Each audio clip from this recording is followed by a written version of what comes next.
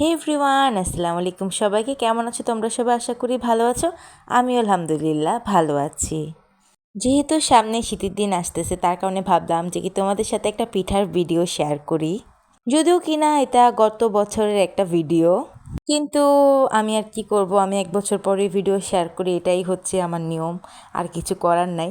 তো এটা হচ্ছে ডিমের পিঠা, অ্যান্ড এটা হচ্ছে আমার মামি সব থেকে ভালো বানায়। তো আমার আম্মুরাও পারে, কিন্তু মামির হাতের পিঠাগুলো অনেক বেশি মজা হয়।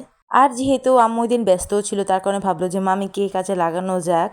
তো আমি হচ্ছে মামির সাথে একটু পাম্পুটি দিয়ে বললাম যে মামি আসেন, আমি একটু রেসিপিটা সবার সাথে শেয়ার করি। এখানে হচ্ছে প্রথমে একটা ডিম দিয়ে নিল, আর চিনি আর লবণ একটু দিয়ে নিলে, এটা তোমরা দেখলাই।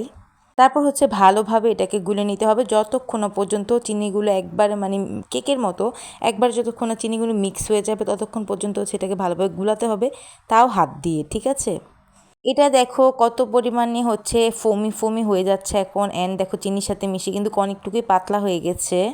আর এখন হচ্ছে এখানে দিয়ে দিচ্ছে 1 কাপ ময়দা, এতটুকু দিয়ে কিন্তু অনেকগুলো পিঠা হয়ে যায়। তারপর হচ্ছে ময়দাটা দিয়ে হচ্ছে ভালোভাবে কিছুক্ষণ আর একটু মাখাতে হবে। আমার বিশ্বাস হচ্ছে না যে আমি রেসিপি বলতেছি, কিন্তু খেয়ে তাও আবার পিঠার রেসিপি। কিন্তু আমাকে যদি এখন বানাতে দেয়, তারপর হচ্ছে যে কী যে বানাবো এটা কেউই জানে না পৃথিবীর। তো এখানে দেখো আমার মামি কিন্তু আরেকটু ময়দা দিয়ে নিয়েছে, কারণ একটু আঠা আঠা হচ্ছিলো, তো তার কারণে হচ্ছে মানে রুটির যেরকম একটা ডো করে না একবারে পারফেক্ট, ওরকম হচ্ছে একটা ডো করবে এটা, তার কারণে হচ্ছে আরেকটু আটা দিয়ে নিল।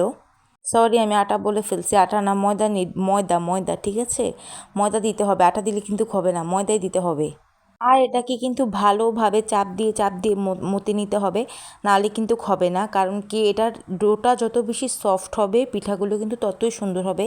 তার কারণে হচ্ছে খুবই সুন্দরভাবে এটা অনেকক্ষণ ধরে হচ্ছে এটাকে মানে চাপ দিয়ে হচ্ছে এটাকে দেখতে পারতেছে আমার মামি কীভাবে করতেছে, ঠিক এইভাবেই করতে হবে। মানে ডোটাকে সফট করতে হবে, এটাই হচ্ছে মেন। এই যে তোমাদেরকে হচ্ছে দেখিয়ে দিয়েছে যে টেক্সচারটা কেমন হবে, চাপ দিলে হালকা একটু আঙুলটা ডেবে যাবে, এভাবেই হচ্ছে করতে হবে।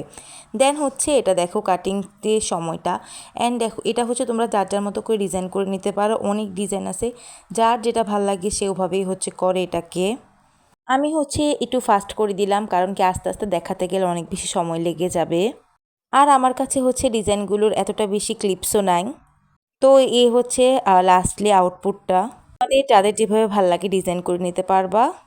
তো আজকের জন্য ব্লগটা এতটুকুই। That's all for today. Thanks for watching. Allah হাফেজ।